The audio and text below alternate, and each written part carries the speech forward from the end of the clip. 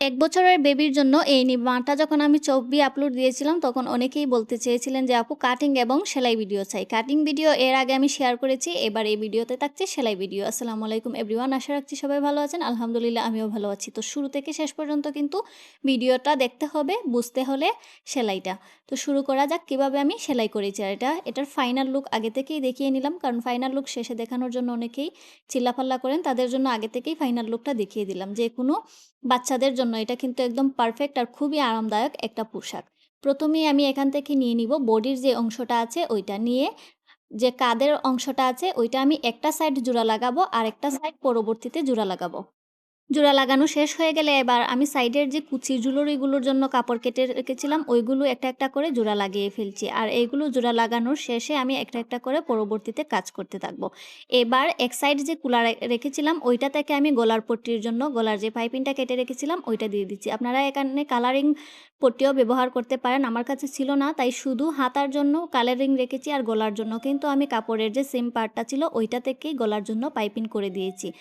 আর colouring দিলে অবশ্যই খুবই সুন্দর লাগতো। যেহেতু আমার কাছে ছিল না তাই আমি এটা দিয়ে করেছি। এবার আমি পাইপিংটাকে উল্টে সুন্দর করে গলার সাথে ফিটিং করে নিব। এই ধরনের সেলাইয়ের জন্য কিন্তু আড়াআড়ি করে কাপড় কাটিং করে নিলে বেশি ভালো হয়। যেহেতু আমার কাছে বেশিরভাগ সময়ই বাচ্চাদের কাজ করার সময় কম কাপড় থাকে, মানে আড়াআড়ি করে কাটার জন্য কাপড় খুবই কম থাকে।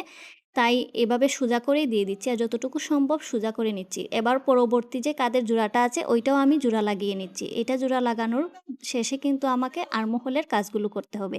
এই যে আর্মহোলের জন্য কিন্তু এখানে আমি আর্মহোলের কাপড় থেকে আরও ৫ ইঞ্চি ২ সাইডে বাড়তি রেখে তারপর সেলাই করব। আর একটা একটা সেলাই দিয়ে রাখবো, এখনই বাজ করে সেলাই করে ফেলবো না। কারণ সাইডের জুলুরিগুলো কিন্তু যদি লাগাতে চাই তাহলে আগে থেকেই আর্মহোলের সম্পূর্ণ ফিটিংটা দিয়ে দিলে চলবে না। ২ সাইডেই কিন্তু আমি ৫ ইঞ্চি ৫ ইঞ্চি বাড়তি রেখে তারপর ২ সাইডের পট্টিগুলো লাগিয়ে ফেলবো। আর্মহোলের পট্টি লাগানো শেষে এটা হচ্ছে গিয়ে সাইডের জুলুরির যে কাপড়গুলো জোড়া লাগিয়ে রেখেছিলাম এগুলো ২ সাইড থেকে মাথাসহ সাইডসহ সেলাই করে রাখতে হবে। আর একটা সাইড শুধু সেলাই ছাড়া। আগে থেকেই যদি আমি এভাবে সেলাই করে রাখি তাহলে দেখা যায় আমার কাজগুলো খুব সহজ হয়ে যায়। সাইডে এখানে আমি জাস্ট একটা ভাঁজ করে সেলাই করে নিচ্ছি, আর ২ টা সাইডও সেলাই করে নিচ্ছি, কারণ এগুলো আগে থেকেই সেলাই করতে হয়। এবার এই যে আমি হাতার মুহুরিগুলো কুলা অংশ রেখেছিলাম ওইখান থেকে আমি একটা একটা করে অল্প করে কুচি দিয়ে সম্পূর্ণ রাউন্ডটা ঘুরিয়ে নিব।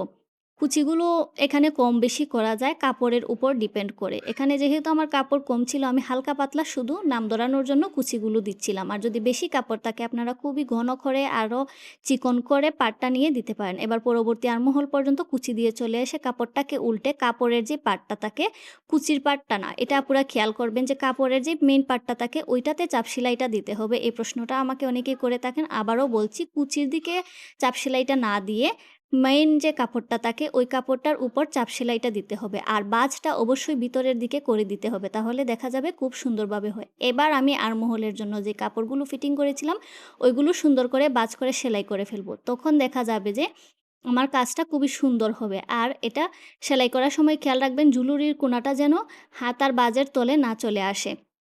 এটা খেয়াল করে সেলাই করা খুবই গুরুত্বপূর্ণ। আর এখানে আমি কালারিং যেই ফিতাগুলো ব্যবহার করছি এগুলো দেখেন কি সুন্দর লাগছে। কারণ কালারিং করার ফলে ফুটে উঠেছে প্রিন্টে। এবার যেই ফিতাগুলো আছে ওইগুলোতে আমি এখানে টুপর পরিয়ে দিব। তাহলে যখন গিট দেওয়া যাবে তখন কিন্তু আর গিটের ভেতর চলে যাবে না সম্পূর্ণ সুতাটা। এখানে আটকে যাবে আর অনেক সমস্যা হয় এই টুপরগুলো না দিলে, বা আপনারা এখানে যেকোনো ধরনের টার্সেল দিতে পারেন। এটা হচ্ছে গিয়ে আমার কাজের শেষের দিক। ধন্যবাদ।